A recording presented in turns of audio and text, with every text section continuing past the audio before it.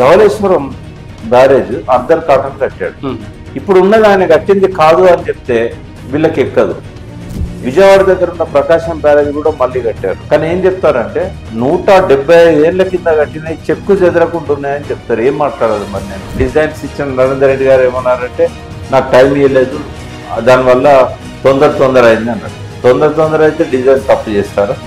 బాగా స్టడీ చేయగలిగిన వాళ్ళు ఎవరన్నా ఉంటే వాళ్ళకి అర్థమవుతుంది. మరి దురదృష్టవశాత్తు వాళ్ళ కాంగ్రెస్లో ఏ ఒక్కరు లేదు. నేను కడతానని రేవంత్ రెడ్డి అన్నాడు కదా, తుమ్మిడట్టి మేము కట్టి చూపెడతామని. నేనేమన్నా అంటే మీరు కట్టగలితేనే దేశం వదిలిపెట్టిపోతా అని చెప్పాను. ఈయనకు పరిపాలన చేతగాక 90,000 కోట్లు వచ్చేది రాకుండా తన మాటలతో కొంత పాటు చేసుకున్నాడు.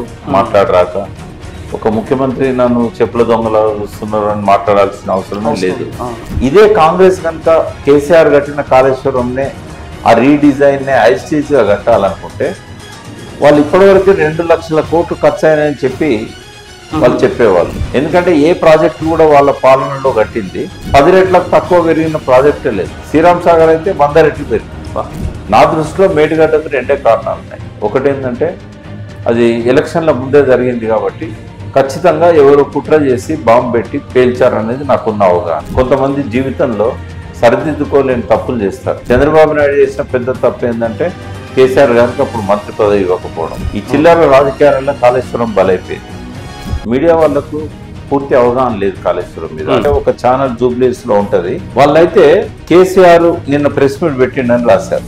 అసెంబ్లీలో ఆయన రానే రాడు, రేవంత్ రెడ్డిని అదరగొట్టిన కేసీఆర్ అని పెడతారు. అంటే తెలిసేది కొంత, వాళ్ళు దానికి జాడి చేసి వక్రీకరించి ఇంకొంత కలిపి చెప్పేది చాలా ఎక్కువ. నా విషయంలో జరిగింది. నేను ఘోష్ గారు మాట్లాడుతున్నప్పుడు ఒక పొలిటికల్ డిసిషన్ గురించి చెప్పబోయిన అంతే. ఆయన దాన్ని వినిపించుకోకుండా నాకు పాలిటిక్స్ సంబంధం లేదు, ప్లీజ్ డోంట్ స్పీక్ పాలిటిక్స్ అని దాన్ని తెల్లారి పెద్ద హెడ్డింగ్. అది కాళేశ్వరం ప్రాజెక్టుపై అనేక సందేహాలు ప్రజల్లో ఉన్నాయి. అలాగే రాజకీయ నాయకులు కూడా అనేకమైన కామెంట్స్, ఆ ప్రాజెక్టుపై అనేక రకాల కామెంట్స్ చేస్తున్నారు. అనూహ్యంగా ప్రాజెక్ట్ అంచనాలు పెరిగాయని, ప్రాజెక్టులో నాణ్యత లోపించిందని, అలాగే ఈ ప్రాజెక్ట్ ద్వారా కొంతమంది లబ్ధి చేకూరిందని, బాగా కొంతమంది లాభపడ్డారనే ఇలాంటి రకరకాల ఊహాగానాలు చెలరెత్తుతున్న నేపథ్యంలో తెలంగాణ పోరాట పటిమ కలిగిన నాయకులు, అలాగే ప్రముఖ న్యాయవాది, రచయిత, తెలంగాణ పార్టీ సహ వ్యవస్థాపక కార్యకర్త ప్రకాష్ గారితో మనం ఈ రోజున ప్రత్యేక చర్చ కార్యక్రమం చేపడదాం. ముందుగా వారికి వెల్కమ్ చెప్తాం. సార్ నమస్తే. నమస్తే అండి. సార్, ఇప్పుడున్న న్యూస్, బర్నింగ్ న్యూస్ ఏంటంటే కాళేశ్వరం ప్రాజెక్ట్ సంబంధించి కేసీఆర్ గారు పీసీ ఘోష్ కమిషన్కి హాజరయ్యి అక్కడ నుంచి ఒక 55 నిమిషాల వ్యవధిలోనే వెళ్ళిపోయారు. అయితే వెళ్ళేటప్పుడు చాలా బల ప్రదర్శనగా వచ్చారు ఆయన. దాదాపు కార్యకర్తలు పెద్ద సంఖ్యలో, తర్వాత కేసీఆర్ గారి దగ్గర ప్రముఖ లీడర్స్ ఎవరైతే ఉన్నారో హరీష్ రావు గారు, వీళ్ళందరితో కలిసి వచ్చారు. అంటే ఏంటి ఇది, అంటే ఈ వ్యూహం ఏంటి, ఎందుకు ఇంతమంది ఒక ఎంక్వైరీకి ఇంతమంది కలిసి రావాల్సిన అవసరం ఏముందా? న్యాయంగానైతే అవసరం లేదు. ఆ ఎంక్వైరీ లోపలికి పోయేది మాత్రం ఇన్ కెమెరా ప్రొసీడింగ్స్ కాబట్టి ఒక కేసీఆర్ గారే ఉంటారు. వీళ్ళంతా కూడా వెంట వస్తారు. ఎప్పుడైనా కూడా ఒక టాప్ లీడర్స్, ఒక స్టేట్ లెవెల్ కానీ యూనియన్ లెవెల్లో కానీ టాప్ లెవెల్ లీడర్స్ ఎప్పుడు కూడా ఒంటరిగా పోరు. వాళ్ళకి ఏంటంటే ఆ పార్టీలల్లో ఈ కల్చర్ అనేది చాలా కాలం నుంచి ఉన్నది. ఎవరు పోయినా కూడా ఒక మంది మార్బలము, బహిరంగ ప్రదర్శన అనేది జరుగుతూ వస్తున్నది. ఇది వాస్తవంగా అవసరం లేదు. వేరే దేశాలలో అయితే సింపుల్గా ప్రైమ్ మినిస్టర్ పోయినా కూడా జస్ట్ ఒక సెక్యూరిటీ వెహికల్ ఒకటి ఉంటుంది. తర్వాత వాళ్ళు ఏదన్నా ప్రైవేట్ వర్క్ మీద పోయినప్పుడు ఒక సెక్యూరిటీ పర్సన్ ఉంటాడు, రోడ్డు మీద నడుచుకుంటూ వెళ్ళిపోతుంటారు. కానీ మన దేశంలో మొదటి నుంచి కూడా ఈ హంగామా, ఈ ఆర్భాటాలు, ఇదంతా టైం వేస్టే కదా, దానివల్ల ఉపయోగం కూడా లేదు. ఆ వచ్చిన వాళ్ళు అక్కడ మంచినీళ్ళు ఇచ్చేవాడు ఉండడు, తిండి పెట్టేవాడు ఉండడు. అది అవసరం లేని ప్రదర్శన. బట్ అలవాటు అయిపోయింది అందరికీ, అన్ని పార్టీల వాళ్ళు కూడా. ఎటుపోయినా ఒక హంగామాగా. ఎన్టీ రామారావు గారు రాజకీయాల్లోకి వచ్చాక ఇది ఎక్కువైంది. ఎందుకంటే ఆయన చూడడానికి యాక్టర్ కాబట్టి పెద్ద ఎత్తున జనాలు వచ్చేవారు. అయితే అది ఎన్టీఆర్ కు పరిమితం అయితే బాగుండేది. ఎందుకంటే బాగా ప్రజాదరణ ఉన్న వ్యక్తి, నటుడు కాబట్టి ఆయనకు అది నడుస్తుంది. బట్ ఆయన వద్దన్నా కూడా జనాన్ని ఆపలేడు. బట్ దాన్ని ఏం చేశారంటే నాయకులంతా కూడా తర్వాత కాలంలో చంద్రబాబు నాయుడు గారు కానీ, రాజశేఖర రెడ్డి గారు కానీ, ఎవరు ముఖ్యమంత్రి అయితే కొనసాగించారు. ఒక సంప్రదాయం. వాస్తవంగా అది అవసరం లేని ఆర్భాటం అది. అయితే కేసీఆర్ గారు ఇన్ కెమెరా కోరటం వెనుక ఆంతర్యం ఏంటి సార్? ఆంతర్యం మీడియానే. ఎందుకంటే ఏమనుకున్నా పర్వాలేదు, మీడియా వాళ్ళకు పూర్తి అవగాహన లేదు కాళేశ్వరం మీద. అంటే నాకు తెలిసి ఒక 10 మంది ఉంటారు కావచ్చు సార్ కాళేశ్వరాన్ని కరెక్ట్గా అర్థం చేసుకున్న వాళ్ళు. మీడియాలో ఉన్న 10 మంది ఉంటారు కానీ నాయకులలో ఒక్కరు లేరు, ఎక్సెప్ట్ హరీష్ రావు, కేసీఆర్, వాళ్ళిద్దరు తప్ప ఇంకొక రాజకీయ నాయకుడికి కాళేశ్వరం గురించి అవగాహన లేదు. కేటీఆర్ గారు కూడా అంతంత మాత్రమే. అంటే రోజు మాట్లాడాల్సి వస్తుంది కాబట్టి ఆయన కొంత ప్రిపేర్ అయ్యాడు. బట్ ఇంకెవ్వరికి కాళేశ్వరం మీద అవగాహన లేదు. Okay sir. తర్వాత ఇంజనీర్స్ వల్ల కొంతమందికి అవగాహన ఉంది, శ్యామ్ ప్రసాద్ రెడ్డి లాంటి వాళ్ళు, ఇంకా సీనియర్ ఇంజనీర్స్. బట్ ఏది మాట్లాడినా కూడా తెలంగాణలో ఒక రకమైన కల్చర్ ఉంది. ఏంటంటే కొంచెం తెలిస్తే చాలు మాకు అంతా తెలిసింది అనుకుంటారు. దీనికి మినహాయింపు ఎవరు లేరు, అందరూ. రెండవది, వాళ్ళకి తెలిసిందే కరెక్ట్ అని చెప్పి మీడియా ముందుకు వచ్చి వాదిస్తూ ఉంటారు, కనీసం చెక్ చేసుకోరు. ఒక చిన్న విషయం చెప్తాను, అంటే ఇది నేను అందరికీ వర్తించేటట్టు మాట్లాడుతున్నా. ఎవరెవరైతే టాప్ విశ్లేషకులు ఉన్నారో, టాప్ లెవెల్ మేధావులు ఉన్నారో, టాప్ లెవెల్ ఉద్యమకారులు ఉన్నారు, అందరికీ వర్తిస్తుంది. అంటే తెలిసేది కొంత, వాళ్ళు దానికి యాడ్ చేసి వక్రీకరించి ఇంకొంత కలిపి చెప్పేది చాలా ఎక్కువ. దీన్ని సింపుల్ గా మనం ఆగం అనొచ్చు. ఆగం అనే వర్డ్ ఏంటంటే వాటినే ఆగం అవుతారు. ఇది అందరిలో ఉంది, ఈ రక్తంలో ఉంది, మట్టిలో ఉంది, ఎందుకో అర్థం కాదు. ధవళేశ్వరం బ్యారేజ్ అర్ధర్ కాటన్ కట్టాడు. ఇప్పుడు ఉన్నది ఆయన కట్టింది కాదు అని చెప్తే వీళ్ళకి ఎక్కదు.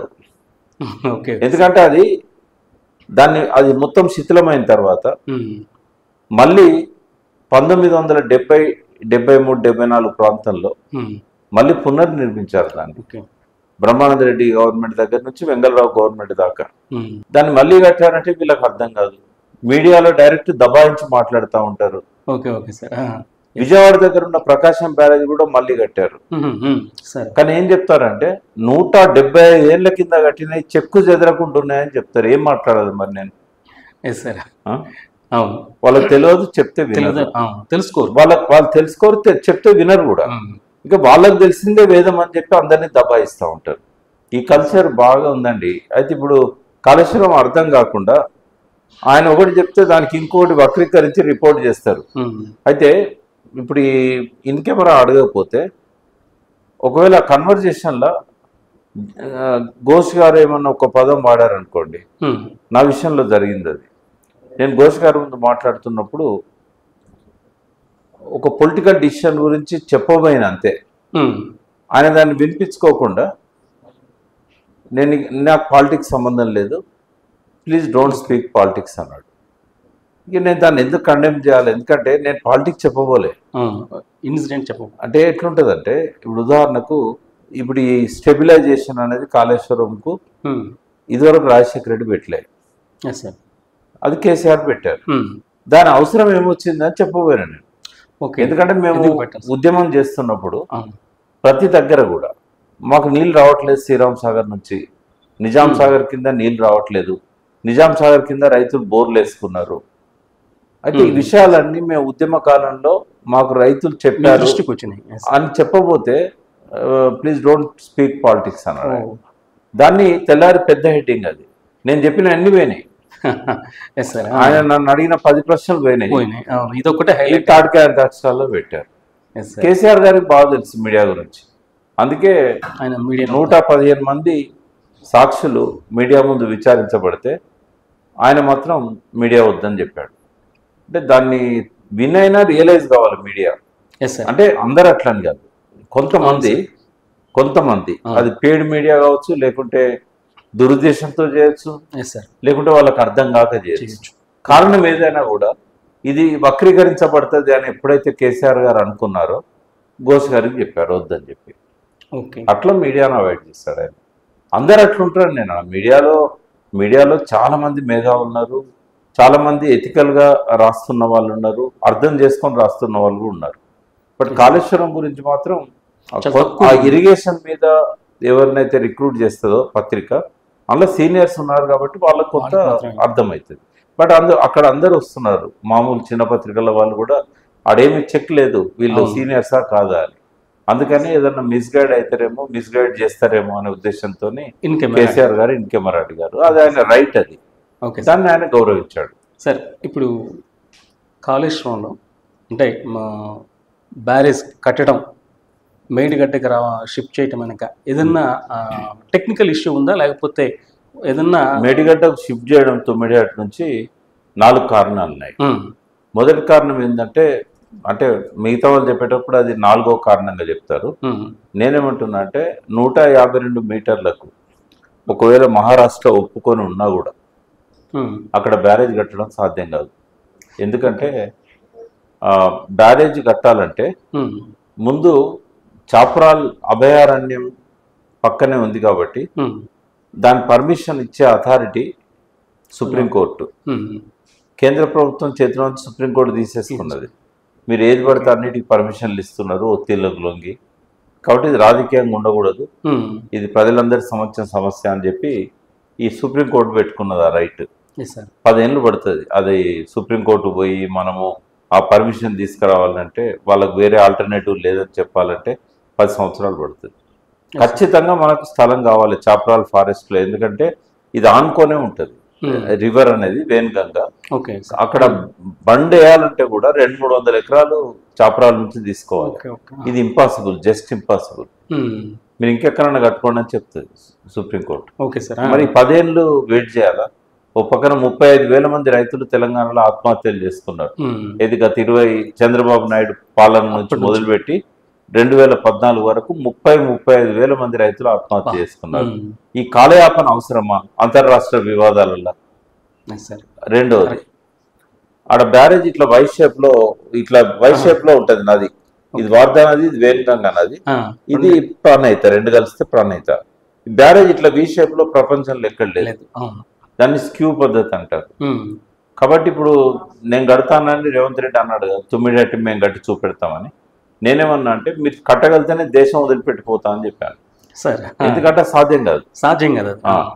ఆ రోజే చెప్పాను నేను, వాళ్ళు ఎలక్షన్ క్యాంపెయిన్ అప్పుడే చెప్పాను. ఇప్పుడు ఏమైందంటే ప్రభుత్వం ఇంజనీర్స్ అందరితో ఇది ఎట్లా కట్టడము అది ఇది అని సర్వే చేయించి ఇంకా లాభం లేదు, ఇది కాదు మనతోని, ఇన్ని రకాల సమస్యలు ఉన్నాయి అని చెప్పేసి ఇప్పుడు నాకు తెలిసిన సమాచారం ఏంటంటే ఆ ప్రాణహిత కొంచెం స్టార్ట్ అయ్యి కొంచెం కిందికి వచ్చిన తర్వాత చాపరాలు ఎక్కడైతే ఎండ్ అవుతుందో, ఎండ్ అయిన తర్వాత ఒక చిన్న చెక్ డ్యామ్ కట్టి ప్రాణహిత మీద బ్యారేజ్ కాకుండా ఒక చెక్ డ్యామ్ అడ్డుకట్ట కట్టి ఆ నీళ్లను జైపూర్ వాగ్ అని ఉంది, ఆ జైపూర్ వాగులోకి మళ్లించి ఆ టన్నెల్ ద్వారా కానీ లేకుంటే డీప్ కట్ ద్వారా కానీ మళ్లించి ఆ నీళ్లను సుందిళ్లలో, ఆ జైపూర్ వాగు వచ్చి సుందిళ్లలో కలుస్తుంది. కాబట్టి వాగులో పడేస్తే సుందిల్లోకి వస్తాయి. కాబట్టి ప్రాణహిత నుంచి వచ్చే నీళ్ళని ఇక్కడ నుంచే మనం లిఫ్ట్ చేసినట్టయితే ఇంకొక 2 లిఫ్టులు సేవ్ అవుతాయి, అన్నారం, మేడిగడ్డ. సరే, ఈ ఆలోచన రిటైర్డ్ ఇంజనీర్స్ ఎప్పుడో చెప్పారు. అంటే ఇప్పుడు మేడిగడ్డ మీద రిటైర్డ్ ఇంజనీర్స్ టీం వేసిన నాడే వాళ్ళు ఈ సూచన కూడా చేశారు అందులో. అయితే ఇప్పుడు 9 ఏళ్ల కట్టే ఆలోచనను మానుకొని ఈ ప్రభుత్వం కూడా, రేవంత్ రెడ్డి ప్రభుత్వం కూడా ఇదే ప్రతిపాదనకు ఇది చేస్తున్నది. అయితే ఇక్కడ మనం మాట్లాడుకోవాల్సిన అంశం ఏంటంటే 165 టీఎంసీల నీళ్లు మాత్రమే అక్కడ అందుబాటులో ఉన్నాయి అని సిడబ్ల్యూసి చెప్పింది. 165లో బచావత్ ట్రిబ్యునల్ ప్రకారం ప్రాణహితకు ఎగువన 63 టీఎంసీలు వాడుకోవడానికి మహారాష్ట్రకు అనుమతి ఉన్నది. ఇప్పటిదాకా వాళ్ళు వాడుకోలేదు. ఈ 165లో 63 పోతే 102 టీఎంసీలు ఉంటాయి. ఈ 102 టీఎంసీలు ఇప్పుడు రేవంత్ రెడ్డి గారు ఆలోచిస్తున్నట్టుగా జైపూర్ వాగులో నుంచి కనుక సుందిళ్లకు మారిస్తే ఆ 100 టీఎంసీలు 102 టీఎంసీలు మనకు ఉపయోగపడతాయి అనుకుందాం. వరద వచ్చినప్పుడు పంపులు కనుక మనం ఎప్పటికప్పుడు లిఫ్ట్ చేసినట్టయితే. ఇక్కడ ఇంకో సమస్య కూడా ఉంది. వర్షాకాలం దాదాపుగా అన్ని నిండి ఉంటాయి. కానీ ఇప్పుడు కేసీఆర్ గారు ఏదైతే రిజర్వాయర్లు పెంచారో 16 రిజర్వాయర్స్ ఉన్నాయి దాదాపు. ఈ 16, 19 దాకా ఉన్నాయి. 19 అంటే అన్నారం, మేడిగడ్డ, సుందిల్ల స్టోరేజ్ కలిపితే ఈ 3 తీసేస్తే 16 ఉన్నాయి. ఈ 16 రిజర్వాయర్లలో కనుక మనము పూర్తి స్థాయిలో నింపుకొని పెట్టుకుంటే డెఫినెట్గా ఈ జైపూర్ వాగు ద్వారా వచ్చే నీళ్ళను మనం లిఫ్ట్ చేసుకోగలుగుతాం. కానీ అవి ఖాళీ ఉండాలి. వాటిలలో వర్షాకాలం నీళ్లు నిండున్నాయి అనుకోండి, అప్పుడు లిఫ్ట్ చేయాల్సిన అవసరం లేదు. ఇది ఒకటి. కాళేశ్వరం షిఫ్ట్ చేయడానికి మొదటి కారణం 148 మీటర్ల ఎత్తుకు తగ్గించుకోమని చెప్పి మహారాష్ట్ర చెప్పింది. ఎంత చెప్పినా వినలేదు వాళ్ళు. రాజశేఖర రెడ్డి 2008 నుంచి మొదలుపెట్టి 2015లో కేసీఆర్ గారు తన బర్త్డే రోజు మహారాష్ట్ర రాజ్భవన్ పోయి గవర్నర్ విద్యాసాగర్ గారి సమక్షంలో అప్పటి ముఖ్యమంత్రి ఫడ్నవీస్తో మాట్లాడేదాకా కూడా ఎన్నడూ వాళ్ళు ఒప్పుకోలేదు. కాబట్టి ఊరికే వాళ్ళని బతికినాడు ఉపయోగం లేదు, వాళ్ళు వద్దన్నారు. దానికి బలమైన రాజకీయ కారణాలు ఉన్నాయి. ఎక్కడైతే మునిగిపోతున్న భూములకు సంబంధించిన నష్టపరిహారం అనేది ఇక్కడ అసలు క్వశ్చనే కాదు. ఎందుకంటే మీరు ఎంత అడుగుతా అంత ఇస్తామని చెప్పారు. కాబట్టి డబ్బు సమస్య కాదు, ఇక్కడ ప్రెస్టేజ్ సమస్య. ప్రెస్టేజ్ ఏంటంటే ఆ ప్రాజెక్ట్ వద్దు, ఆ గ్రామాలలో ముంపున్నదని చెప్పి అప్పటి ఎమ్మెల్యే ఈ ఫడ్నవీస్కు మేనత్తో ఏమో అవుతుందా బీజేపీ అయితే ఆమె ఏంటంటే బాగా పోరాటం చేసింది. అక్కడ ఫడ్నవీస్ గారు కూడా ఆమెకు సపోర్ట్గా పోయి పోరాటం చేశారు. ఇది మేము వద్దన్న ప్రాజెక్టు. ఇప్పుడు నేను ముఖ్యమంత్రి అయిన తర్వాత మళ్ళీ నేనే అనుమతిస్తే నేను వాళ్ళని మోసం చేసినట్టు అయితే. కాబట్టి ఈ ఒక్కటి తప్ప మీరు ఏదైనా అడగండి, నేను ఒప్పుకునేది లేదని చెప్పాడు. అంటే అంత మొండి పట్టుదలతో ఉన్న వాళ్ళను మనం మార్చలేము. ఆయన దిగిపోయేదాకా వెయిట్ చేయలేము. అందుకని అది ఒక ప్రధానమైన అడ్డంకిగా వచ్చింది. ఇంకోటి, అంతకుముందు కూడా వీళ్ళు ఉద్యమం చేస్తున్న టైంలో కాంగ్రెస్ ప్రభుత్వం ఉంది. ఇక్కడ కాంగ్రెస్ ప్రభుత్వం ఉంది, రాజశేఖర రెడ్డి గారి ప్రభుత్వం, కిరణ్ కుమార్ రెడ్డి ప్రభుత్వం, మధ్యలో రోషయ్య ప్రభుత్వం. ఈ 10 సంవత్సరాలు మహారాష్ట్రలో కాంగ్రెస్ ప్రభుత్వం ఉంది, కేంద్రంలో కాంగ్రెస్ ప్రభుత్వం ఉంది. ఒక్కనాడన్న రాజశేఖర రెడ్డి గారు కానీ కిరణ్ కుమార్ రెడ్డి గారు కానీ మహారాష్ట్ర పోయిన పాపన లేదు, కేంద్రం పోయి అక్కడ నుంచి మన్మోహన్ సింగ్తో ఒత్తిడి తెలియదు, తర్వాత మహారాష్ట్ర పోయి ముఖ్యమంత్రిని అడగలేదు. అంటే వాళ్ళకు నీళ్ళు ఇవ్వడం ఉద్దేశం కాదు, కాలువలు తవ్వాలి, దండుకోవాలి డబ్బులు. దారేది లేకుండానే చెవుల దాకా కాలువలు దగ్గర అదేంటంటే ఈ అడ్వాన్స్ మొబిలైజేషన్ అడ్వాన్స్ ఇచ్చి ఆ 7%, 10% తీసేసుకోవడం. అప్పుడు ఆ రూల్ ఉండే 10% మొబిలైజేషన్ అడ్వాన్స్ వాళ్ళకి ఇవ్వాలి కాంట్రాక్టర్. ఆ 10%లోకి వెళ్ళి 7% నేరుగా వీళ్ళకి వచ్చేది. ఆ డబ్బు కోసం కాలువలు తవ్వారు తప్పితే నీళ్లు వస్తాయని కాలువలు తవ్వలేదు. ఇదంతే శ్రీరామ్ సాగర్ సెకండ్ ఫేజ్ కూడా అంతే. నీళ్లు రావని తెలిసినా కూడా కాలువలు తవ్వారు, కంప్లీట్ చేశారు. అంటే కరప్షన్ కు ఒక పద్ధతి అన్నట్టు, అదొక అడ్డదారి.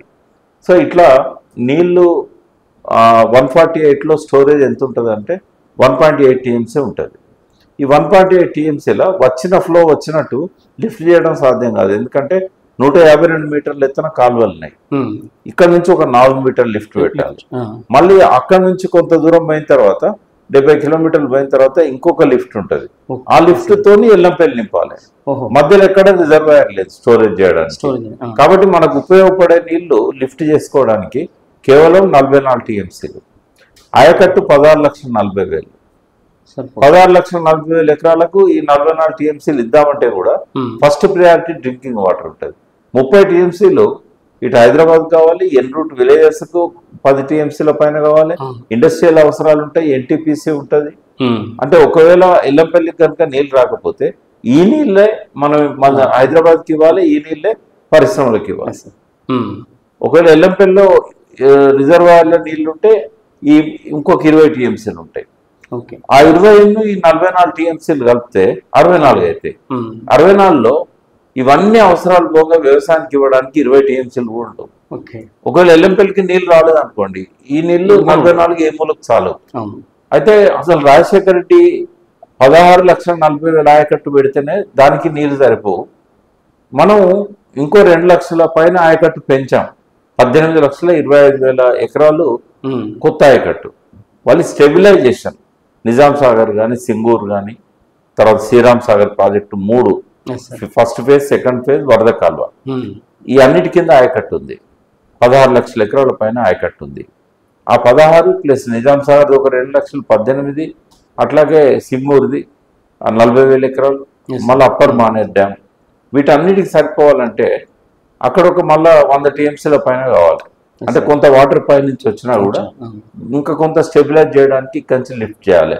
అప్పుడు ఎట్లా అనుకున్నారంటే 75% వర్షంతో పైనుంచి వచ్చే నీళ్ళతోని సరిపోతుంది, ఒక 25% అన్న మనం కాళేశ్వరం నుంచి ఇవ్వాలి అని అనుకున్నారు. ఇంత వాటర్ అక్కడ లేదు, అంటే 37 లక్షల ఎకరాలకు నీళ్ళు ఇవ్వాలి. లేదు కాబట్టి వేరే ఎక్కడ నీళ్లు ఉన్నాయో వెతుక్కోమని సిడబ్ల్యూసి ఆదేశించింది. సిడబ్ల్యూసి సూచనల మేరకు నీళ్ళు ఎక్కడున్నాయో వెతికి పెట్టమని చెప్పి డిపిఆర్ తయారు చేయమని చెప్పి వ్యాప్కోస్కి ఇచ్చారు. వ్యాప్కోస్ కూడా కేంద్ర జల సంఘానికి అనుబంధంగా ఉన్న సంస్థ, అది అటానమస్ అయినా కూడా వాళ్ళు పెట్టింది అది. సో ఈ వాళ్ళు ఏం చేశారు, వ్యాప్కోస్ వాళ్ళు ఈ మేడిగడ్డ దగ్గర బ్యారేజ్ కట్టినట్టయితే కన్నెపల్లి పంప్ హౌస్ దగ్గర లిఫ్ట్లు పెడితే మీరు ఎదురు లిఫ్ట్లు పెట్టి మీరు పైకి తీసుకెళ్ళాలి వాటర్ని, వేరే మార్గం లేదు అని చెప్పారు. చెప్పినాక కూడా కేసీఆర్ గారు ఏం చేశారంటే మన ఇంజనీర్లు ఉంటారు కదా, రిటైర్డ్ ఇంజనీర్స్, వాళ్ళతో ఒక కమిటీ వేశాడు. 5 ఇంజనీర్లు, మల్లు అనంతరాములు, శ్యాంప్రసాద్ రెడ్డి, చంద్రమౌళి గారు, దామోదర్ రెడ్డి గారు, అట్లాగే బోయినపల్లి వెంకటరామారావు గారు. ఆయనే ప్రాణహిత చేవెళ్ళ ఫస్ట్ డిజైన్ చేసిన ఇంజనీర్ బోయినపల్లి వెంకటరామారావు గారు. వీళ్ళు ఏం చేశారంటే వీళ్ళను హెలికాప్టర్స్ ఇచ్చి తుమ్మిడిహాటి దగ్గర నుంచి కూడా ఇదంతా సర్వే చేయమని చెప్పారు గోదావరి మీద. వాళ్ళకేం అసైన్మెంట్ ఇచ్చారంటే ఈ అన్నారం సుందిల్లా అవాయిడ్ చేయడానికి నేరుగా మేడిగడ్డ నుంచి కన్నెపల్లి పంప్ హౌస్ నుంచి మిడ్ మానేర్, అంటే మిడ్ మానేర్ కనుక నేరుగా లిఫ్ట్ చేయగలితే ఇప్పుడు ఈ 2 బ్యారేజీలు అవసరం ఉండదు, అన్నారం సుందిల్లా 2 ఎత్తిపోతల పథకాలు అవసరం ఉంటాయి, మళ్ళీ ఎల్లంపల్లి నింపాల్సిన అవసరం లేదు. ఎల్లంపల్లి నుంచి మళ్ళీ టన్నెల్స్ ద్వారా Gayatri pump house, Nandimedaram pump house, అక్కడ నుంచి మళ్ళీ లిఫ్ట్ చేసి వరద కాలువ, ఇవన్నీ అవాయిడ్ చేయొచ్చు. ఒకవేళ కనుక మిడ్ మానేర్ నుంచి నేరుగా తీసుకురారు. దానికోసం అని చెప్పి ఇంజనీర్ల కమిటీ వేశారు. వాళ్ళు అన్నారు మేడిగడ్డ దగ్గర నుంచి ఈ మిడ్ మానేర్ తీసుకురావడం సాధ్యం కాదు, ఎందుకంటే భూపాలపల్లి కోల్ మైన్స్ ఉన్నాయి, ఓపెన్ కాస్ట్ మైన్స్ ఉన్నాయి, ఇదంతా కూడా ఇబ్బందికరంగా ఉంది, అది సాధ్యం కాదని చెప్పారు. సాధ్యం కాదని చెప్పిన తర్వాతనే ఈ పద్ధతిలో అన్నారం సుందిల్లా ఈ 2 మన వెలుగులోకి వచ్చాయి. అంటే ఇదంతా కూడా వ్యాప్కోస్ ఇచ్చింది. కేసీఆర్ గారు ఇంజనీర్ కాదు, ఎక్కడ కట్టాలనేది ఆయనకేం తెలిసే అవకాశమే లేదు. ఆయన జీవితంలో ఎన్నడూ కూడా ఈ మేడిగడ్డ మొదలయ్యే కంటే ముందు ఎన్నడూ మేడిగడ్డ ప్రాంతానికి ఆయన మరి ఎట్లా తెలుస్తుంది ఆయనకు అక్కడ కట్టాలని చెప్పి ఎట్లా తెలుస్తుంది? కాబట్టి బయట చాలా దుష్ప్రచారం జరుగుతూ ఉంది. ఈ ఒక మన దేశంలోనే ఇట్లా ఉంటది, ఇది ఏ దేశంలో కూడా ఇంత చిల్లర రాజకీయ నాయకులు చేయరు. ఈ చిల్లర రాజకీయాలలో కాళేశ్వరం బలైపోయింది. నిన్న ఘోష్ గారు అడిగిన దానికి కూడా ఆయన ఈ ఎందుకు షిఫ్ట్ చేయాల్సి వచ్చింది అన్నప్పుడు మా అవసరాలు ఎక్కువ, నీళ్లు తక్కువ, అక్కడ బ్యారేజ్ కట్టే అవకాశం లేదు, ఈ అంతర్రాష్ట్ర వివాదాల్లో ఇప్పటికే చాలా కాలం గడిచిపోయింది, మళ్ళీ ఇంకో 10 ఏళ్ళు వ్యర్థమైందనే ఉద్దేశంతో సిడబ్ల్యూసి చెప్పిన సూచన మేరకే ఈ బ్యారేజీని నీళ్లున్న దగ్గర షిఫ్ట్ చేయాల్సి వచ్చింది. ఇక్కడైతే 102 TMCలు మాకు అందుబాటులో ఉన్నాయి, అక్కడ పోయినట్టయితే మేడిగడ్డ దగ్గర 280 TMCలు అందుబాటులో ఉన్నాయని చెప్పి కేంద్ర జల సంఘం ఆధారాలు చూపెట్టాడు ఆయన రాతపూర్వకంగా. అంటే వాళ్ళు ఇచ్చిన లెటర్స్ అన్ని కూడా వారు సబ్మిట్ చేశారు పిసి ఘోష్ గారికి. కాబట్టి అపోహలు అనేటివి మన లోపల ఉంటాయి కానీ ఘోష్ గారికి ఉండకుండా గవర్నమెంట్ రికార్డు చూస్తారు ఆయన. ఈ బయట టీవీలలో మాట్లాడేటి వీళ్ళు చేసే విమర్శలు ఇవన్నీ కూడా ఘోష్ గారు చూడరు. వారి మైండ్ లో ఏంటంటే గవర్నమెంట్ ఏం చెప్పింది, వీళ్ళు జీవోస్ ఏమిచ్చారు. అట్లాగే ఈ కాళేశ్వరంలో చాలా సమస్యలు 24 గంటలు మాట్లాడుకోవచ్చు, ఎందుకంటే అన్ని రకాల ఆరోపణలు చేశారు. మేడిగడ్డ పియర్స్ ఎందుకు కుంగినాయి అనే దాని మీద ఈ ఎంక్వైరీ ప్రధానంగా. ఇదొకటే కాదు, వారికి ఇచ్చిన సూచనలు ఏవైతే ఉన్నాయో అంటే ఈ అంశాల మీద మీరు విచారణ చేయండి అని ఒక పరిధి ఇచ్చారు కదా. ఈ పరిధిలో మొత్తం కాళేశ్వరం ప్రాజెక్ట్ లేదు. కాళేశ్వరం ప్రాజెక్టులో ఒక ఫస్ట్ లింక్ లో ఉన్న ఏంటి అంటే ఈ అన్నారం సుందిల్లా ఈ మేడిగడ్డ, ఈ 3 ఉన్నాయి అందులో కూడా పంప్ హౌజులు లేవు, ఓన్లీ బ్యారేజెస్. అందరు ఏమనుకుంటారంటే కాళేశ్వరంలో కేసీఆర్ దొరికిపోయిండు, అవినీతి అనేది ప్రూవ్ అయింది, ఇక ఆయన జైలుకే పంపుతారు, లేదా ఆయనను ప్రాసిక్యూట్ చేయమని చెప్పి పిసి ఘోష్ గారు రికమెండేషన్ చేస్తారు. ఇదంతా హంబగ్, ఇది ఏం లేదు. వారు ఏంటంటే ఈ ఇర్రెగ్యులారిటీస్ అనే పదం వాడారు. ఇర్రెగ్యులారిటీస్ అంటే టెక్నికల్ సంబంధించిన అంశాలు ఉంటాయి. కేసీఆర్ టెక్నికల్ పర్సన్ కాదు. కొంతమంది ఇంజనీర్స్ కేసీఆర్ గారి మీద ఏం కామెంట్ చేసినా కూడా దాన్ని పిసి ఘోష్ గారు పట్టించుకోరు. ఎందుకంటే ఒక ఆయన ఏమన్నాడు, నీళ్లు ఖాళీ చేస్తామంటే చేయొద్దు అన్నాడు ముఖ్యమంత్రి గారు అని. ఈయన ఏమన్నాడు, నిన్న ఆధారాలు ఉంటే చూపెట్టండి, నేను ఎక్కడ ఖాళీ చేయమని చెప్పలేదు. మెయింటెనెన్స్ O&M అనేది ఏదైతున్నదో వాళ్ళ పరిధిలో ఉన్నది. వాళ్ళు ఎప్పుడు కావాలంటే అప్పుడు బంద్ చేసుకోవచ్చు, ఎప్పుడు కావాలంటే అప్పుడు ఖాళీ చేయొచ్చు, ఎప్పుడు కావాలంటే అప్పుడు నీళ్ళు ఇవ్వచ్చు. ఇది ఇంజనీర్లకు సంబంధించిన అంశం, నాకు సంబంధించిన అంశం కాదు అని చెప్పాడు.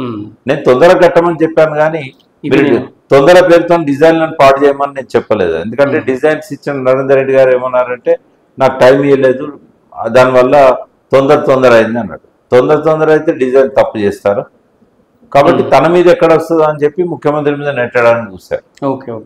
ఇట్లా కొన్ని ఏవైతున్నాయో మేడిగడ్డ ఖర్చు ఎందుకు పెరిగింది అని అన్నారు.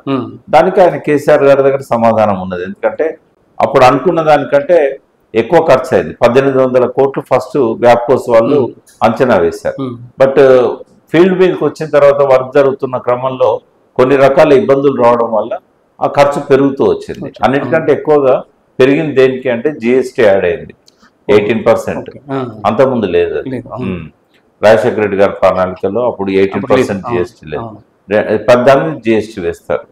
దాంతోపాటుగా కొన్ని రోడ్లు వేయాల్సి వచ్చింది. కొన్ని ఇవన్నీ కూడా వ్యాప్కోస్ వాళ్ళు చెప్పరు, బ్యారేజ్ ఏడగట్టాలని చెప్తారు కానీ అప్రోచ్ రోడ్డు దానికి ఎంత ఖర్చు అవుతుంది, తర్వాత అక్కడ రెండు అవతల పక్క నుంచి ఒక వాగు, యువతల పక్క నుంచి ఒక వాగు వస్తున్నది. ఆ వాగులు డిస్టర్బ్ చేయకుండా ఉండటానికి దాన్ని అడ్జస్ట్ చేయాల్సి వచ్చింది. దానివల్ల పియర్స్ ఎక్కువ పెరిగినాయి. వాటితో పాటుగా ఫ్లాష్ ఫ్లడ్స్ వస్తాయి గోదావరికి. వ్యాప్కోస్ వాళ్ళు అట్లా చూడరు. వాళ్ళకి ఏంటంటే ఒక రూల్ ఉంటుంది, బ్యారేజ్ అంటే ఇది, దీనికి ఇంత ఖర్చు అయిద్దని. బట్ అక్కడున్న పరిస్థితిని బట్టి ఫ్లాష్ ఫ్లడ్స్ వచ్చినప్పుడు తట్టుకోవాలి అనుకున్నప్పుడు, ఇప్పుడు 2022 జూలై 15 అంటే అప్పటికి అది 2వ సంవత్సరం. 2019లో శంకుస్థాపన, బ్యారేజ్ ఓపెన్ అయింది.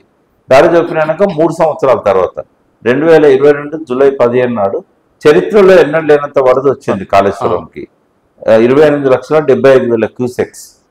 అది అంచనా ఏంటంటే 500 సంవత్సరాలు ఎన్నడూ కూడా 28,25,000 క్యూసెక్లే హైయెస్ట్, అంతకంటే రాలే ఇప్పుడు. బట్ 3 ఏళ్ళకే వచ్చింది. వచ్చినా కూడా తట్టుకొని నిలబడ్డది. అంటే ఈ ఖర్చు పెరగడానికి కారణము దానికి తగ్గట్టుగా డిజైన్ చేయడం. వ్యాప్కోస్ ఇచ్చిందే ఫైనల్ గా తీసుకోలేదు. మన ఇంజనీర్స్ కూడా ఏం చేశారంటే వ్యాప్కోస్ ఇచ్చిన దాని ప్రకారం చేయాలనే క్రమంలో ఏ ఇబ్బందులు అయితే వచ్చాయో, ఏవైతే తట్టుకోలేదని అనుకున్నారో దానికి తగ్గట్టుగా వాళ్ళు కాంక్రీట్ కానీ ఇవన్నీ పెంచారు. ఎందుకంటే ఎలాంటి వాళ్ళకు చాలా అనుభవం ఉంది, వ్యాప్కోస్ వాళ్ళకు సర్వే చేయడంలో అనుభవం ఉంది కానీ కట్టడంలో కాదు కదా. కన్స్ట్రక్షన్ ఎలాంటి వాళ్ళకు, వాళ్ళు ఏం చేశారు, దాన్ని ఐస్టీస్ గా ఫాలో కాకుండా పటిష్టంగా ఉండడానికి ఏం చేయాలనే దాని మీద వాళ్ళ ఇంజనీర్స్ ఉంటారు కాబట్టి వాళ్ళు స్టడీ చేసి మార్పులు చేర్పులు చేశారు. అందులో రాఫ్ట్ ఉంది. రాఫ్ట్ ఏంటంటే ఇవన్నీ ఈ బ్లాకులు అన్ని కూడా వాటి మీదే నిలబడతాయి. అది 3 మీటర్ల హైట్ పెట్టారు, అంతకుముందు అంత లేదు. తర్వాత ఆ పిల్లర్ స్ట్రెంత్ కోసం దాదాపు వాళ్ళు వాడిన సిమెంట్ కావచ్చు, స్టీల్ కావచ్చు, అన్ని కూడా దాదాపు డబుల్ అయినాయి ఖర్చు. బడ్జెట్ పెరుగుతుంది. ఇంకోటి షీట్ పైల్స్ వేయాలనుకున్నారు, తక్కువ ఖర్చు అయ్యేది. బట్ కింద భూగర్భంలో ఆ గులకరాళ్ళు, తర్వాత మోరము ఇట్లాంటివి వచ్చినప్పుడు అవి వంగిపోయినాయి. షీట్ పైల్ అనేది ఇట్లా బెండ్ అయింది. బెండ్ కావడంతోనే అది ఇక్కడ పనికిరాదు అని చెప్పి డ్రిల్లింగ్ చేసి సీకెంట్ పైల్స్ అని వేశారు. సీకెంట్ పైల్స్ అంటే అన్ని డ్రిల్లింగ్ చేస్తూ బోర్లలో ఈ రాడ్స్ దించి అన్నిటి కనెక్టివిటీ ఇస్తారు. ఇది మన ఇండియాలో ఎక్కడ ఇదివరకు అనుసరించలేదు, మొట్టమొదటిసారి ఈ ప్రాజెక్టులనే వాడారు. వీటన్నిటి కారణంగా ఖర్చు పెరిగింది. ఇట్లా ప్రతి అంశానికి ఎక్స్ప్లెనేషన్ ఉంది. అంటే ఇవి మేము సృష్టించినవి కాదు, కాగు ఇచ్చిన ప్రశ్నలకు మన రేవంత్ రెడ్డి ప్రభుత్వం ఇచ్చిన జవాబులలో కూడా ఇవన్నీ ఉన్నాయి. ఓకే సార్, డిపార్ట్మెంట్ ఒకటే కదా. అయితే వీళ్ళు కాంగ్రెస్ వాళ్ళు ఏమి స్టడీ చేయకుండా దాదాపుగా ఎవరు చేశారండి? నేను ఎన్నోసార్లు ఛాలెంజ్ చేశాను రేవంత్ రెడ్డి దగ్గర నుంచి టీవీలలో రోజు వచ్చే దయాకర్ దాకా ఎవరు ఒక్కరు కూడా దీని గురించి మాట్లాడలేదు. ఇంత సబ్జెక్టు లేదండి అసలు ఫస్ట్ నీళ్ళ గురించే జట్లమైన సబ్జెక్ట్ ఇది. క్యూసెక్లు, టీఎంసీలు, ఫ్లో ఎంత ఉంటది, వెలాసిటీ అంటే ఏంది, ఇవన్నీ ఏవి ఎవరికి తెలియవు. తెలియదు. కాబట్టి అందులో ప్రవేశించాలంటేనే భయపడతారు. ఈ సబ్జెక్ట్ చాలా కాంప్లికేటెడ్, ఇది ఇంజనీర్లకే అర్థమవుతుంది, మనకు అర్థం కాదని చెప్పి ఫస్టే వాళ్ళు చెవులు మూసేసుకుంటారు, కళ్ళు మూసుకుంటారు. ఒకవేళ ఏమన్నా మాలాంటి వాళ్ళం బాగా స్టడీ చేయగలిగిన వాళ్ళు ఎవరన్నా ఉంటే వాళ్ళకి అర్థమవుతుంది. బట్ దురదృష్టవశాత్తు వాళ్ళ కాంగ్రెస్ లో ఏ ఒక్కరు లేరు. పిసి ఘోష్ గారి కమిషన్ దాదాపుగా అయిపోయింది, విచారణ దాదాపు అయిపోయింది. కేసీఆర్ గారిని అంటే దీని మీద ఇంకా కేసీఆర్ గారిది ఏం లేదు ఫైనల్ అనేది, అంటే ఏం లేదనేది మనం చెప్పలేము.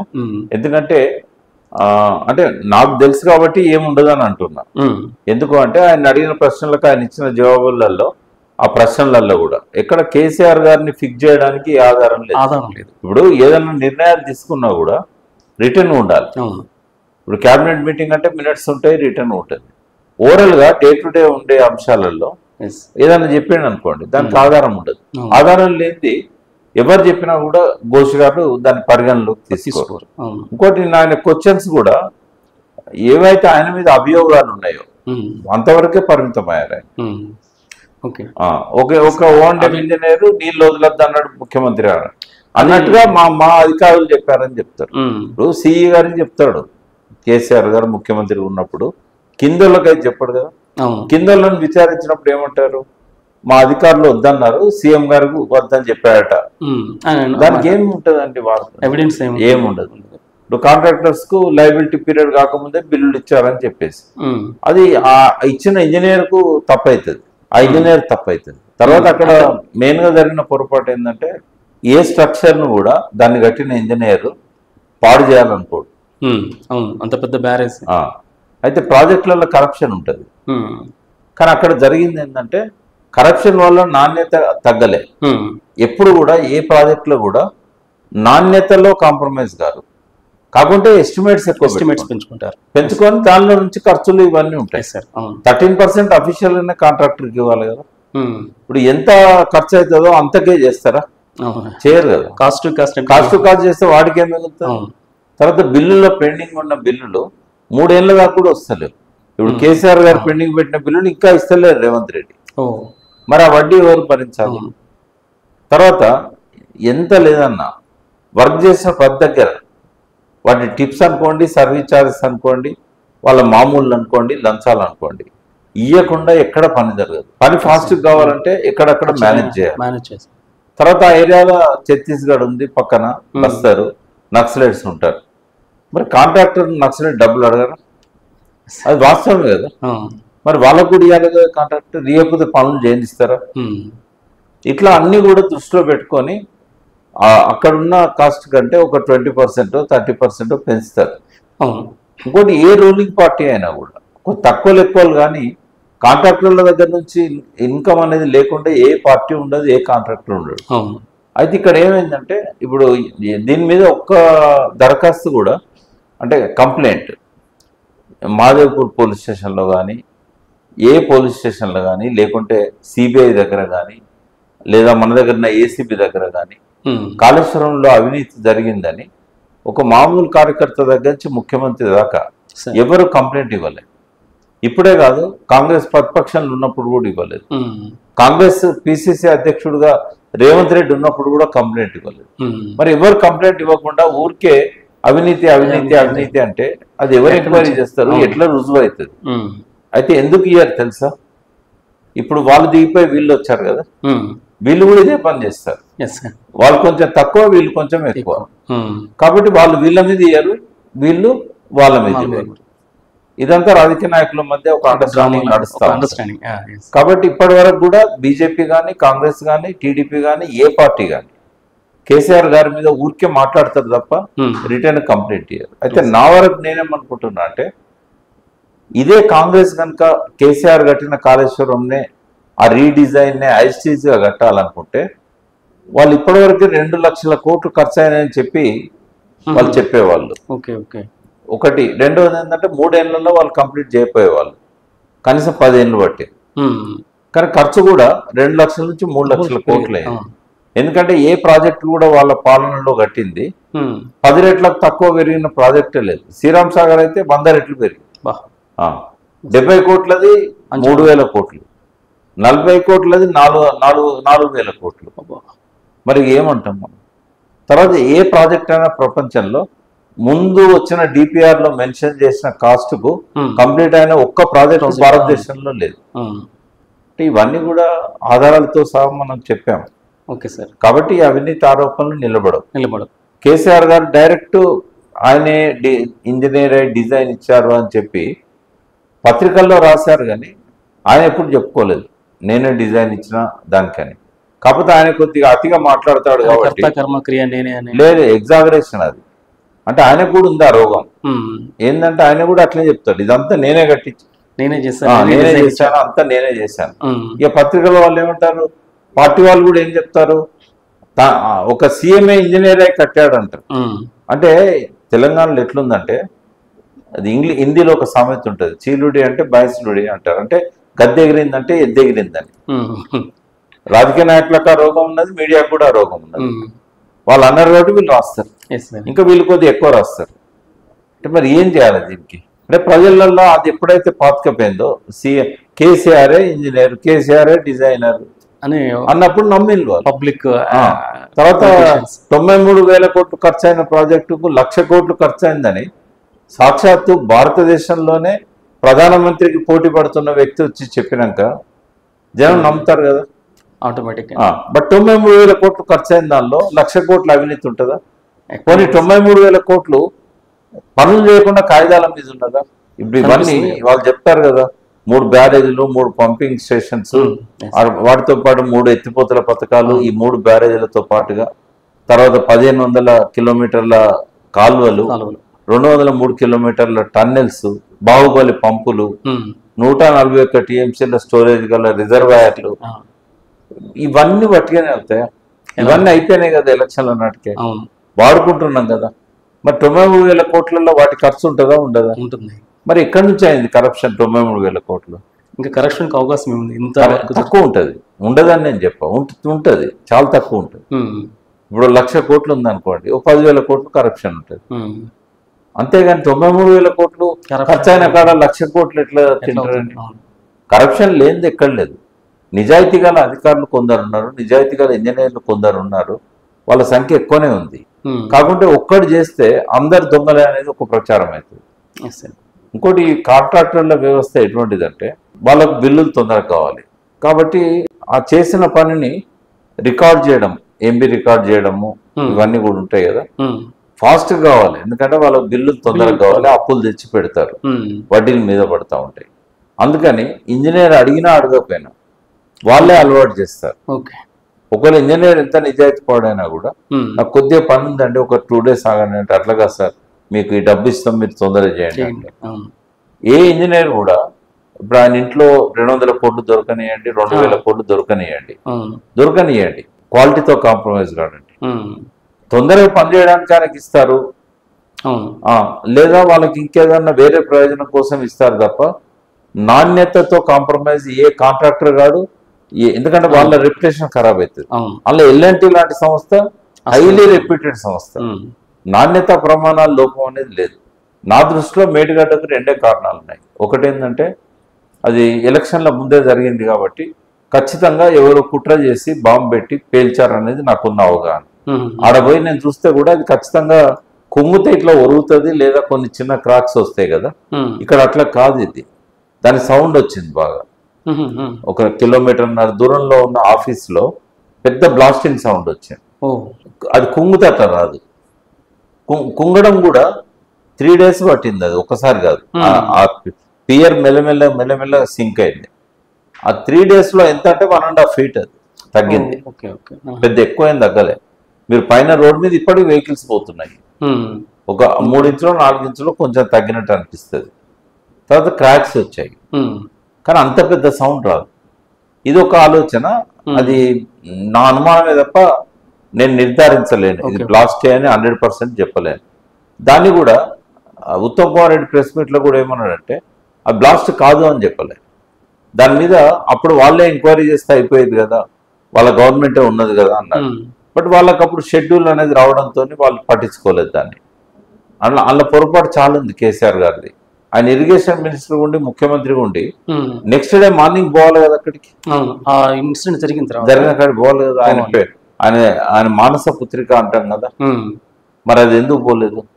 పోయి కనుక విలేకరులను కూడా తీసుకెళ్ళి ఏం నష్టం జరిగిందో ఆయన ప్రపంచానికి వెల్లడించుంటే ఆయనకి చెడ్డ పేరు రాకపోయేది. రెండోది ఏంటంటే ఈ రిపేర్ నేను వెంటనే చేయిస్తా అని చెప్పి ఎలాంటి వాళ్ళని పిలుచుకొని కూర్చోబెట్టి వర్క్ అయితే స్టార్ట్ చేయండి, ఇది ఎందుకు జరిగింది అనే దాని మీద ఒక వారం రోజుల్లో అవసరమైతే అమెరికా నుంచి చైనా నుంచి కూడా ఎక్స్పర్ట్స్ని పిలిచి ఆ నివేదిక తీసుకొని వర్క్ స్టార్ట్ చేస్తుంటే అది మే వరకు అయిపోయేది. ఒకసారి ఆయన స్టార్ట్ చేస్తుంటే రేవంత్ రెడ్డి ముఖ్యమంత్రి అయినాక ఆపేవాడు కాదు. ఆయన చేసిన అంటే కొంతమంది జీవితంలో సరిదిద్దుకోలేని తప్పులు చేస్తారు. చంద్రబాబు నాయుడు చేసిన పెద్ద తప్పు ఏంటంటే కేసీఆర్ గారికి అప్పుడు మంత్రి పదవి ఇవ్వకపోవడం.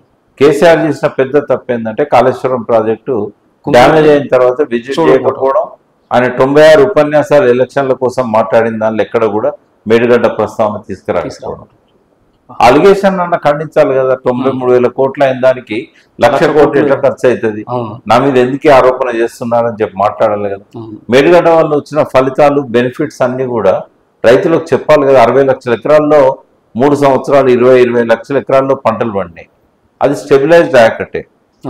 వీళ్ళకి ఎంత అవగాహన లోపం ఉంటుందంటే బ్యారేజ్ నిర్మాణం కానీ డ్యామ్ నిర్మాణం కానీ దాని పీరియడ్ దాన్ని తీసుకుంటుంది, కానీ కాలువలకు చాలా సంవత్సరాలు పడుతుంది. ఇప్పుడు పిల్లర్స్ వేయడం స్లాబ్ వేయడం చాలా ఈజీ. ఇంటీరియర్స్కి ఎంత టైం పడుతుంది? చాలా టైం పడుతుంది, 1 year పడుతుంది ఓన్లీ ఇంటీరియర్స్. పిల్లర్స్ స్లాబ్ ఎన్ని రోజులు వేస్తారు? వారం రోజులు వేస్తారు. ఈ బ్యారేజీలు కూడా అట్లే. బ్యారేజ్ కట్టడం అయిపోయిన తర్వాత అదొక 3 ఏళ్ళు అయింది అనుకుందాం, ఇది 30 ఏళ్ళు పడుతుంది. ఏ ప్రాజెక్ట్ అయినా అట్లే అయింది. ఇప్పుడు నాగార్జున సార్ ఉంది, అది 4-5 ఏళ్లలో డ్యామ్ కట్టేశారు, కానీ 30 ఏళ్ళు పట్టింది నీళ్లు రావడానికి. శ్రీరామ్ సాగర్కి అయితే 40 ఏళ్ళు పట్టింది. ఎందుకంటే అది రైతులు వాళ్ళు సొంతంగా కాలువలు తవ్వుకోవాలా, పంట కాలువలు. వీళ్ళేమో డిస్ట్రిబ్యూటర్స్ మెయిన్ కెనాల్స్ అన్ని వీళ్ళు తవ్వాలి. అక్కడే ప్రాబ్లమ్స్ వస్తాయి. డ్యామ్ కట్టే వరకే బడ్జెట్ అయిపోతుంది. ఇట్లాంటి అనేక సమస్యలు ఉంటాయి. ల్యాండ్ అక్విజిషన్ సమస్యలు ఉంటాయి. కాలువలు తవ్వడానికి కాళేశ్వరం ఖర్చు పెరగడంలో ఇంకొకటి ఏంటంటే 1,50,000 రూపాయలకు 1 ఎకరం సేకరించవచ్చు అని అనుకున్నారు భూసేకరణ. బట్ అది ఆచరణలోకి వచ్చేసరికి 12 లక్షల నుంచి 19 లక్షలు అయింది. అది ఎన్ని రెట్లు పెరిగింది చూడండి. ఇవన్నీ ఇప్పుడు అందుకే కేసీఆర్ కాబట్టి 40,000 కోట్లది 8 ఏళ్ల తర్వాత 80-90 వేల కోట్లలో కంప్లీట్ చేశాడు. బట్ ఒకవేళ అంటే ఏమి యాడ్ చేయకపోయినా అంటే 16.40 ఎకరాల బదులు 38,000 ఎకరాలు చేశాడు, 37,000 ఎకరాలు చేశాడు. ఇది డబల్ పెరిగింది కదా, డబల్ కంటే ఎక్కువ. 16.4 నుంచి 37 లక్షల ఎకరాలు, డబల్ కంటే ఎక్కువ. రెండవది 14 TMCల స్టోరేజ్ నుంచి 141 TMCలు, 10 times ఎక్కువ. తర్వాత 3 కొత్త బ్యారేజీలు, 3 పంపింగ్ స్టేషన్లు, తర్వాత 3 సబ్ స్టేషన్లు, తర్వాత ప్రతి పంపింగ్ స్టేషన్ లో కెపాసిటీని పెంచుతూ బాహుబలి మోటార్లు, తర్వాత కొత్త ఆయకట్టు వచ్చింది కాబట్టి కొత్త కాలువలు. మరి వీటన్నిటికీ 40,000 కోట్లది 80,000 కోట్లు కాదా? రాజశేఖర రెడ్డి గారు 2007లో 17,500 కోట్లని పెట్టాడు. 2010కి వచ్చేసరికి అది 40,000 కోట్లు అయింది. అంటే 2 సంవత్సరాలన్నరనే 17,500 కోట్లది 40,000 కోట్ల పోయినప్పుడు మరి 8 సంవత్సరాల్లో ఎంత పెరగాలి? ఆయన ఇచ్చిన 40,000 కోట్లే 80,000 కోట్లు కావాలి. కానీ కేసీఆర్ గారు అట్లా అడ్డగోలుగా పెంచలేదు. ఆనాడు ఉన్న రేట్ల ప్రకారం పెరిగిన ఆయకట్టు, పెరిగిన రిజర్వాయర్లు వీటన్నిటిని దృష్టిలో పెట్టుకొని 3 బ్యారేజీలు వీటన్నిటిని దృష్టిలో పెట్టుకొని అక్యురేట్ గా పెంచారే తప్ప అడ్డగోలుగా పెంచలేదు. ఆ విషయంలో మిగతా నాయకులు, మిగతా మంత్రులు, మిగతా ముఖ్యమంత్రులు, మిగతా పార్టీలు వాళ్ళకంటే KCR is much more better.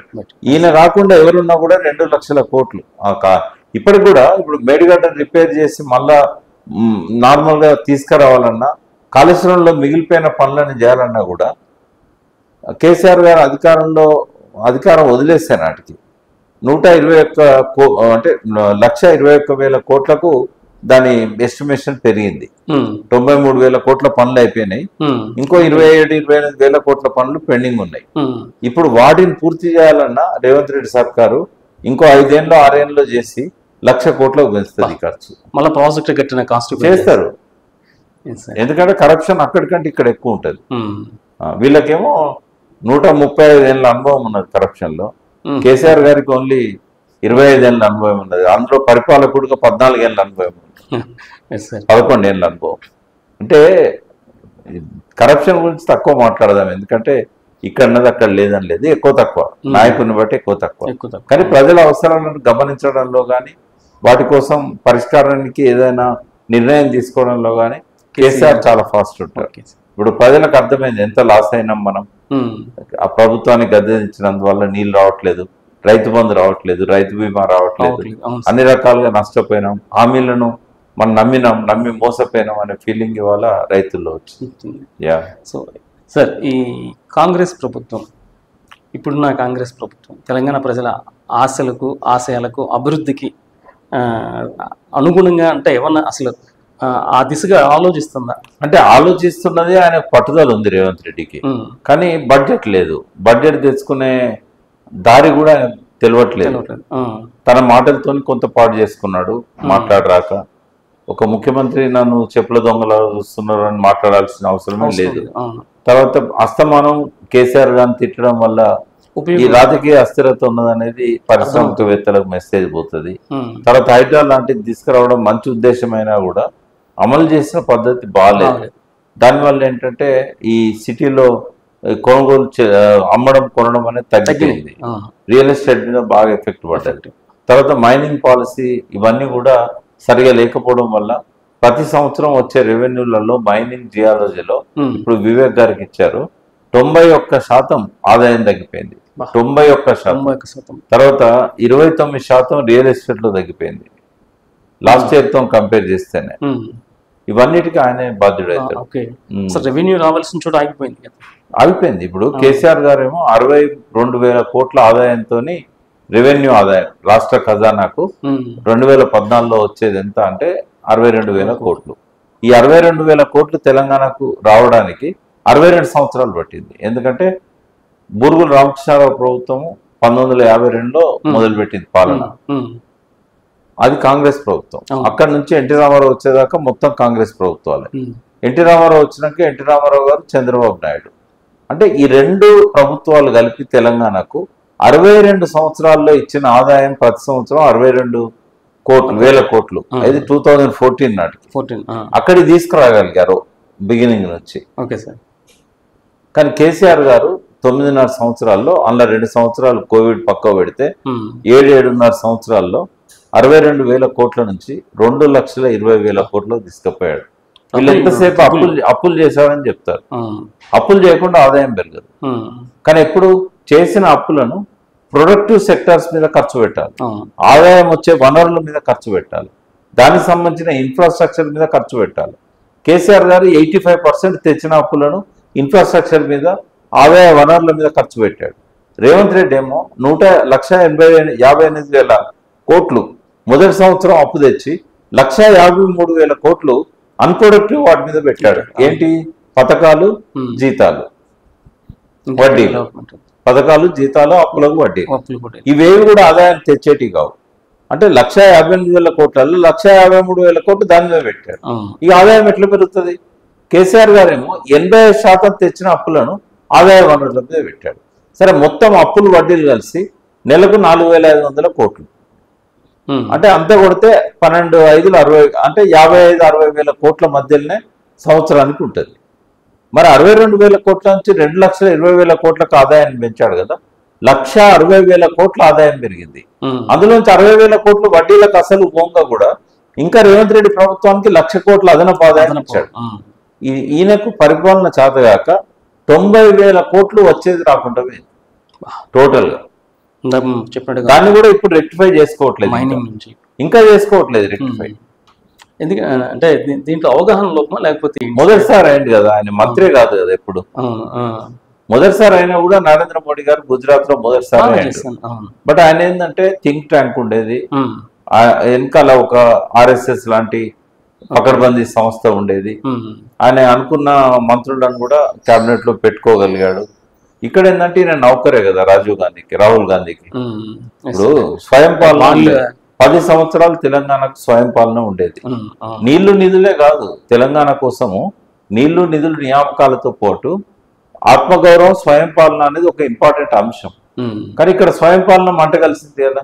ప్రతి దానికి ఇప్పుడు 46 సార్లు పోయా ఢిల్లీకి, ఏం ఉపయోగం చెప్పండి? అంటే ఏం చేయాలన్నా ఆయనకు స్వేచ్ఛ లేదు. ఉంటే వాళ్ళు ఆయన మనం నిజంగానే ఆయన సమర్థతను చూసేవాళ్ళం. బట్ ఆయనకు అవకాశం ఇవ్వలేదు కాంగ్రెస్ ప్రభుత్వం. మీరు ప్రముఖ న్యాయవాది, అలాగే ఒక మంచి రచయిత, అలాగే టీఆర్ఎస్ పార్టీ, ఇప్పుడు బీఆర్ఎస్ పార్టీ సహా వ్యవస్థాపక మీరు అధ్యక్షులు, అలాగే జనరల్ సెక్రటరీ మెంబర్. మీరు తెలంగాణ ఆత్మని మీరు స్టడీ చేసిన వ్యక్తి. చాలా కాలం అంటే దాదాపుగా ఇప్పటి వరకు కూడా మీరు బీఆర్ఎస్ పార్టీతో ట్రావెల్ చేశారు. మీకు తెలిసినట్టుగా ఈ ప్రాంతం గురించి కానీ లేకపోతే బీఆర్ఎస్ గురించి కానీ మరి ఎవరికి తెలియదు.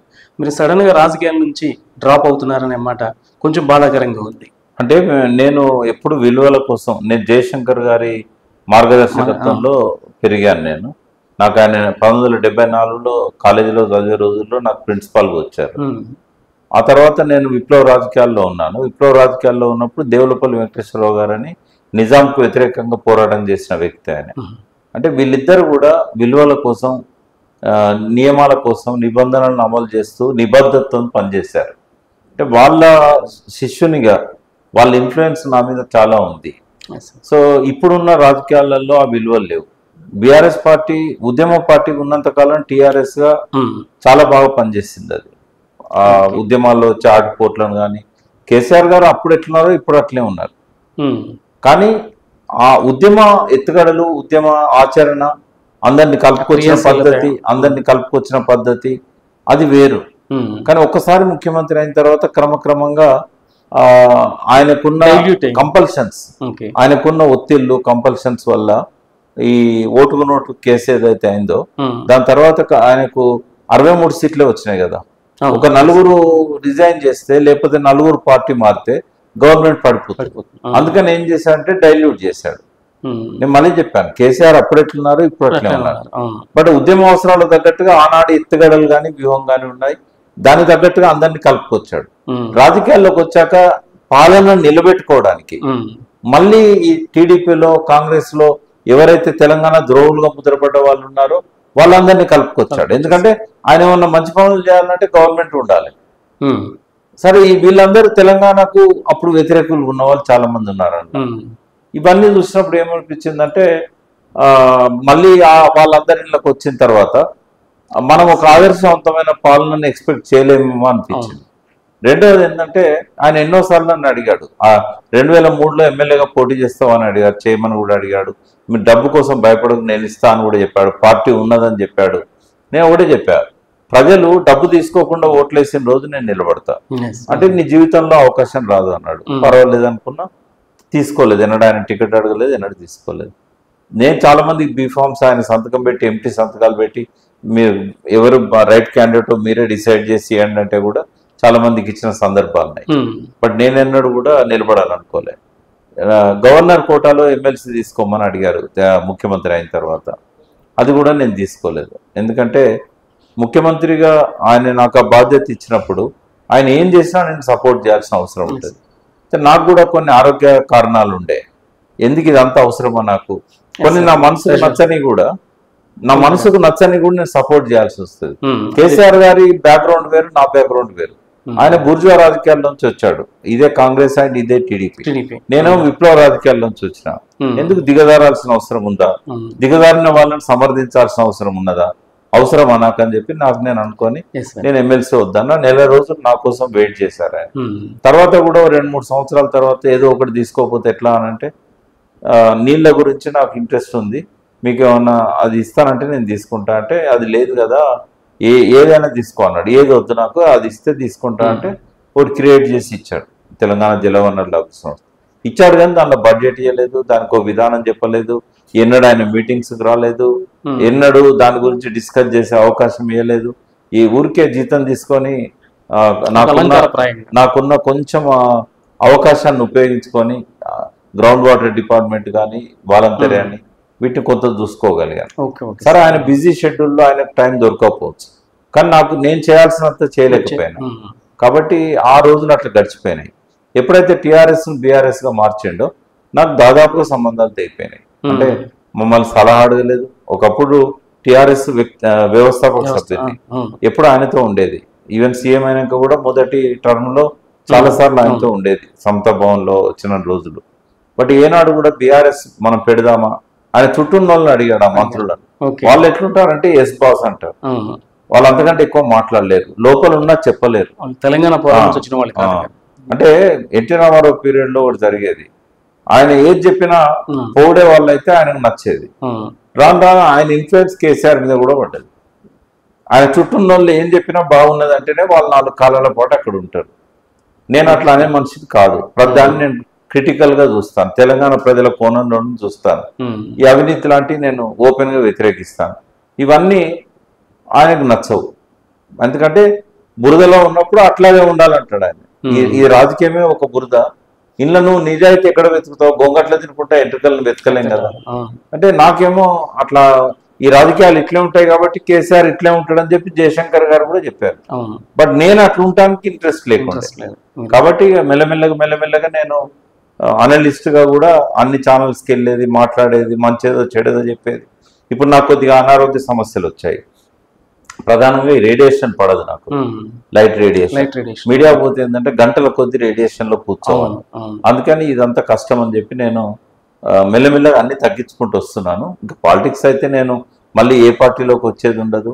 ఎవరన్నా నాకు ఇంట్రెస్ట్ ఉన్న వాళ్ళు ఉంటే వాళ్ళకు నేను సలహాలు ఇవ్వగలుగుతా, ఎంకరేజ్ చేయగలుగుతా. కొంత నాలెడ్జ్ కోసం ఏమన్నా సెమినార్స్ పెడితే పోయి మాట్లాడగలుగుతా, కానీ యాక్టివ్ పాలిటిక్స్ లో ఉండాలనుకోవట్లేదు. అందుకని మీడియా కూడా తగ్గించాను. ఏమన్నా నాకున్న ఎక్స్పర్టైజ్ గురించి ఎవరైనా ఆ పర్టికులర్ నీళ్ళ గురించో ఇట్లాంటి తెలంగాణకు సంబంధించిన ఏవైనా ఇష్యూస్ గురించో మాట్లాడమంటే మాట్లాడతా. కానీ ఇంకోటి కూడా ఏం జరుగుతుంది సోషల్ మీడియాలో, ఎప్పుడో 10 ఏళ్ల కింద మాట్లాడినవి ఇప్పుడు మళ్ళీ పెడుతున్నారు.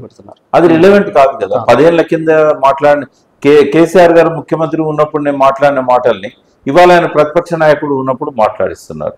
ఇప్పుడు నేను నా అభిప్రాయాలను స్వేచ్ఛగా మీకు చెప్పాను. దీన్ని తమ్మునేల్స్ పెట్టేటప్పుడు ఇష్టం వచ్చినట్టుగా వక్రీకరిస్తున్నారు. నా రిక్వెస్ట్ మీకు కూడా ఏంటంటే, నేను అన్న మాటల్లో తమ్మునేల్ పెట్టొచ్చు, కానీ ఏది పడితే అది పెడుతున్నారు. అది ఎన్నిసార్లు చెప్పినా తీసేస్తారు. అంటే చాలా మంది తమ్మునేల్స్ చూస్తారు. అది ప్రకాష్ కూడా ఇట్లా మాట్లాడినా అనుకుంటారు, లోపల చూస్తే ఎక్కడ అది ఉండదు. ఎంత దూరం దిగదారని అంటే ఒక ఛానల్ జూబ్లీస్ లో ఉంటది. వాళ్ళైతే కేసీఆర్ నిన్న ప్రెస్ మీట్ పెట్టిండని రాశారు. ఏది బీసీ కోసం కలిసిన తర్వాత press meet, KCR press meet అని పెట్టారు. అంటే అసెంబ్లీలో ఆయన రానే రాడు, రేవంత్ రెడ్డిని అదరగొట్టిన కేసీఆర్ అని పెడతారు. అంటే ఇంత దుర్మార్గంగా పెట్టడం, దానివల్ల ఏమైతుంది, అప్పటికప్పుడు కొంత వ్యూస్ పెరుగుతాయి. కానీ 2 సార్లు 3 సార్లు చూసిన తర్వాత దాన్ని బ్లాక్ చేస్తారు, రిపోర్ట్ చేస్తారు. మళ్ళీ ఆ ఛానల్ క్రెడిబిలిటీ శాశ్వతంగా సమాధి.